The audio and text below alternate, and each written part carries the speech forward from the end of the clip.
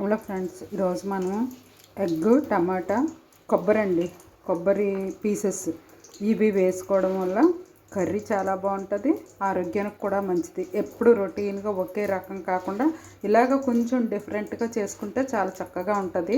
అందుకని ఈరోజు నేను ఇది చేస్తున్నాను, ఎగ్, టమాటా, కోకోనట్. ఇది ఎలా చేయాలో నేను చూపిస్తాను. చూడండి, ఫస్ట్ ఎగ్స్ వేపేసుకున్నాము. అవి వేయించేటప్పుడు కొంచెం పసుపు, కొంచెం సాల్ట్ కూడా వేయాలి.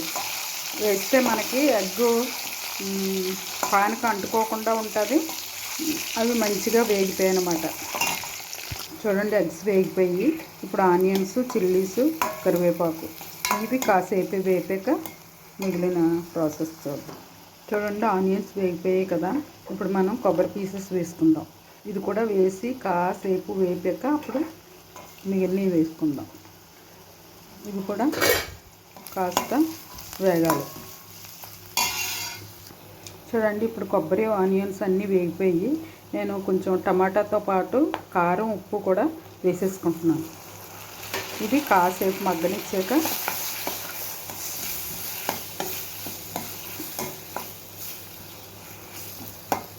ఇలా కర్రీ అవుతూ ఉంటుంది.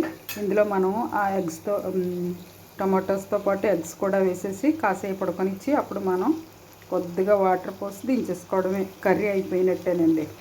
చూడండి, ఎగ్ కోకోనట్ కర్రీ రెడీ అయిపోయింది. మనం డిష్ అవుట్ చేసుకుని చూసుకుందాం. చూడండి, ఎంతో చక్కనైన కొబ్బరి ఎగ్ కర్రీ రెడీ అయిపోయింది. ఇలా మీరు చేసి తిని నాకు కామెంట్ రూపంలో తెలియజేయండి. ఈ ఆరోగ్యానికి చాలా మంచిది. కొబ్బరి ప్రతిరోజు వంటల్లో వాడుకుంటే చాలా మంచిది అనమాట. అందుకని నేను కొబ్బరి కూర కూడా వేయచ్చు. నేను కూర వేయకుండా పీసెస్ వేసాను. అది కలుపుకుని అన్నంలో తింటుంటే బాగుంటుంది. ఓకేనండి, బాయ్. మరొక డిష్తో మళ్ళీ కలుసుకుందాం.